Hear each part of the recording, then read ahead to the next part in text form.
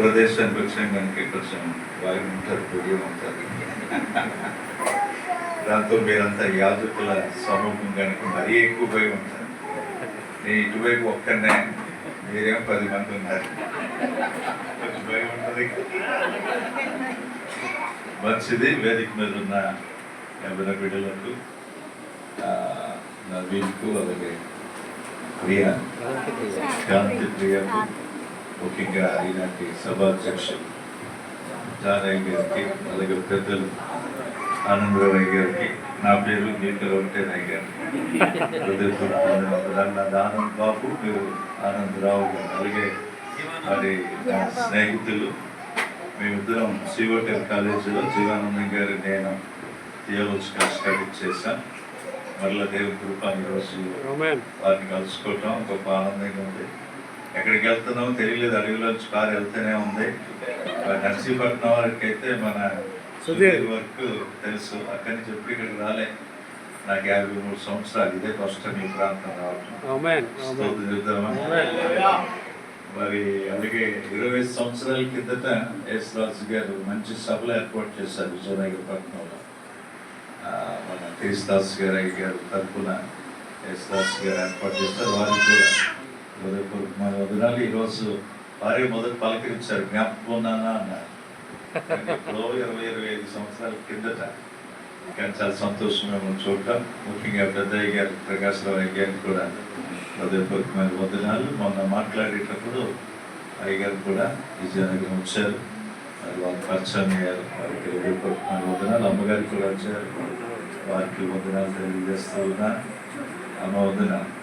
అలాగే నాకు ముందుగా చక్కటి గ్రీటింగ్స్ తెలియపరిచిన అయ్యగారు నలుగురికి, అందులో జకరియా అయ్యగారు మంచి విషయాలు చెప్పారు.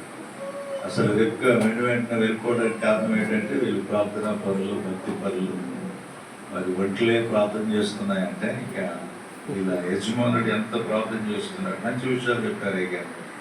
Thank you. అలాగే మరి మీరు మమ్మల్ని గడిపించేశారు ప్రకాశం. ఇప్పుడు ఎలియాజర్ అనాలా, ఎలియాజర్ ఏమన్నాలన్నది కూడా అర్థం అవుతుంది, ఎందుకంటే ఎదుర్కొంటూ కూర్చున్నారు. ఎలియాజర్. ఓకే.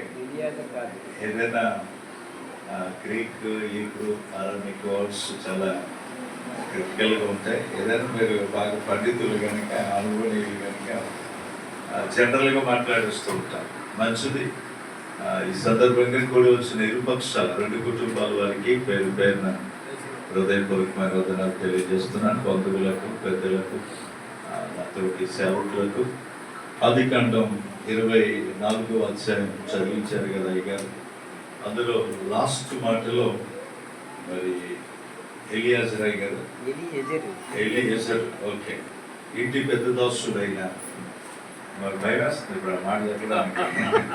నేను చెప్పి వెళ్ళిపోయిన బాగున్నా అయ్యారు, ఇక్కడే ఉన్నాను.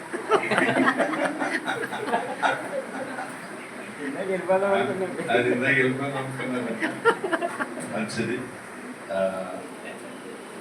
66వ వచనం చదివాను. లాస్ట్ మాట, ఒక మాట, ఇంటి పెద్ద దాసుడైన ఎలియాజర్ గారు ఒక మాట రాశాడు, చదువుతారా?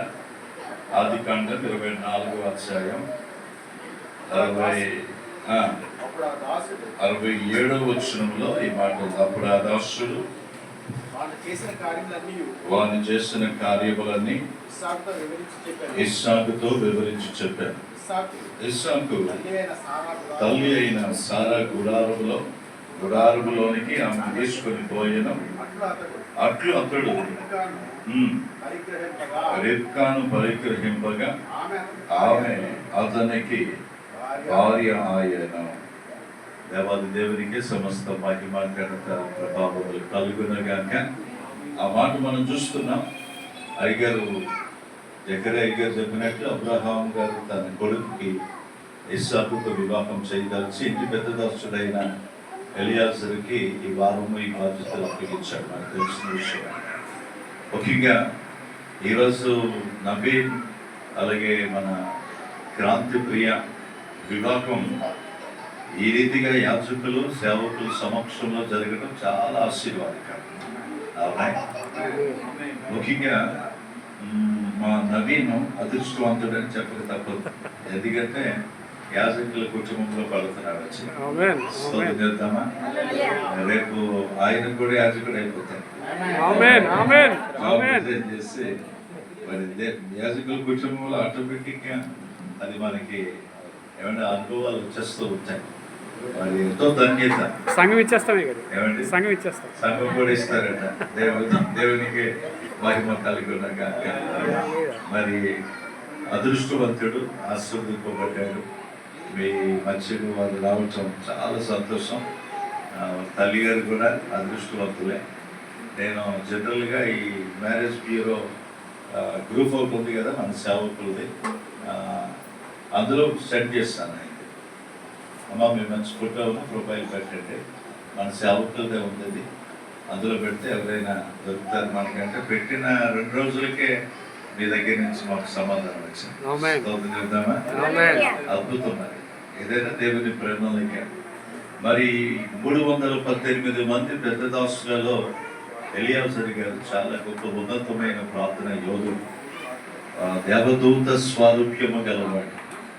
ఈ దినాల్లో చాలా మంది పెళ్లి చేయాలంటే ఈ మ్యారేజ్ బ్యూరోస్ని ఆశ్రయిస్తూ ఉన్నారు. విగ్రహారాధన సంబంధమైన నాయకులు కలుసుకుంటున్నారు. దానివలన మన సంగతులు వారికి తెలియదు. లోకస్తులకి జీవం గల దేవుని గురించి తెలియదు కనుక మరి ఈ బ్రోకర్స్ని మనం ఆశ్రయించకూడదు. యాజకుల్ని ఎందుకు మనం కలవాలి, యాజకులకి ఎందుకు మన పిల్లల భారం అప్పగించాలంటే వారు ప్రార్థనాపూర్వకంగా కాబట్టి మన పిల్లలకు దైవ చిత్తానుసారిగా మంచి పిల్లలను వారు సిద్ధపరుస్తారు.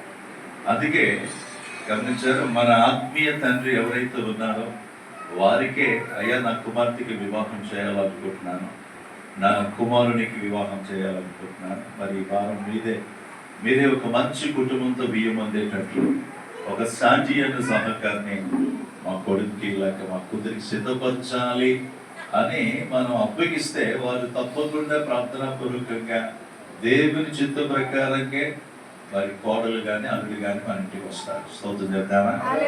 కానీ ఈరోజు క్రైస్తవ కుటుంబాలు చేసే తప్పు ఏమిటంటే ఈ మ్యారేజ్ బ్యూరోకి వెళ్ళిపోతున్నారు, మోసపోతున్నారు. మేము మోసపోయామండి, మా పిల్లలకి అన్యాయం జరిగిపోయిందంటే అంటున్నారు. అబ్రహాం గారు మనకి నేర్పే పాఠం ఏమిటంటే ఆ 318 మందిలో ఒక గొప్ప యోధుడు, ప్రార్థనా యోధుడు, దేవదూత స్వారూప్యము గలవాడు, దేవుని అభిషేకంతో నింపబడినవాడు. ఆయనకి ప్రమాణపూర్వకంగా ఇస్సాకుకి నా కొడుక్కి వివాహం చేయాలనుకుంటున్నాను, దయచేసి మరి ఈ వారమంతా నువ్వే భరించాలంటే ప్రార్థనాపూర్వకంగా బయలుదేరాడు. మరి రిబ్కాను కనుగొన్నాడు, ఇస్సాకుకు సాటి అయిన సహకారిని దేవుడే సిద్ధపరిచాడు అని గణపరుస్తూ వచ్చాడు. అయ్యగారు చదివించారు కదా. 48వ వచనంలో ఏముంది? 24వ అధ్యాయం 48వ వచనం నుండి మన ఏం పేరు మీరైతే చదివారు? ఏం పేరు మీ పేరు? దినకరణ్ గారు చదివినప్పుడు 48 నుంచి చదివించాను. ఆ మాట చూడండి ఒకసారి. ఎలియాజరు ఏం చేస్తున్నారో చూద్దాం. 48వ వచనం. ఎప్పుడైతే దేవుడి చిత్త ప్రకారంగా రెబ్కా నా తల వచ్చి యెహోవాకు మొక్కి అబ్రహామును నా యజమానుని దేవుడైన యెహోవాను స్తోత్రము చేసి తిని. ఇది చాలా గొప్ప ఉన్నతమైన అనుభవం. మన పిల్లలకి మంచి కుటుంబంతో ఏమంటే ఎవరైనా మనకి బియ్యం అందితే మనం బియ్యం అందినట్లయితే మన కుమార్తెకి అల్లుడు దొరికినా, అల్లుడికి కొడుక్కి కోడలు దొరికినా మొదలు చేయవలసింది ఒక మంచి వర్షిప్ మనం చేయాలి. తల వచ్చి ఎలియాజరు చేసే పని, నా తల వచ్చి యెహోవాకు మొక్కి అబ్రహామును నా యజమానుని దేవుడైన యెహోవాను స్తోత్రము చేసి తిని. అనగా ఆయన నా యజమానుని యొక్క సహోదరుని కుమార్తెను అతని కుమారునికి తీసుకున్నట్లు సరైన మార్గమందు నన్ను నడిపించాను. స్తోత్రం చెప్తామా? సరైన మార్గమందు దేవుడు నన్ను నడిపించాను. చేతులు పైకెత్తి ప్రభువుని స్తుతిద్దాం. ఖచ్చితంగా నేను విశ్వసిస్తున్నాను, ఒక మంచి సరైన మార్గాన్ని దేవుడు మా ఆత్మీయ కుమార్ నవీన్ని నడిపించాడు. అలాగే మరి క్రాంతి ప్రియాను కూడా సరైన మార్గంలోనే నడపచ్చు. అందుకు మనం ఏం చేయాలి? సేవకుల యొక్క ప్రార్థన, మరి కుటుంబ సభ్యులందరూ యాజకులే కనుక వారి ప్రార్థన వృధాగా పోలేదు. ఈరోజు నవీన్ గురించి నేను చెప్పగలను. మరి జీవనానందం గారు అన్నారు కదా, ఒక బెత్తుకోసం సకల నుంచి వచ్చాడు కనుక క్రమశిక్షణతో ఉంటారని. ఆ మాట నేను కూడా ధైర్యంగా చెప్పగలను. మంచి ఆత్మీయంగా ఎదిగిన బిడ్డ. అయ్యా మనమందరం ఒకే సహవాసం.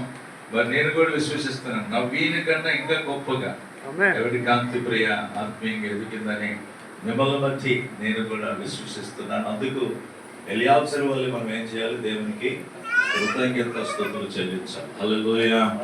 ఆయన అన్నట్లు సరైన మార్గంలో ఆయన నన్ను నడిపించాడు అంటున్నాడు. చూడండి, 24వ అధ్యాయంలోనే 56వ వచనం చదువుదాం. 56వ వచనం. అప్పుడు అతడు, యెహోవా నా ప్రయాణమును సఫలం చేశాను, నాకు కడువు కానీయక. గమనించారా? ముఖ్యంగా నా ప్రయాణము సఫలము చేశాను.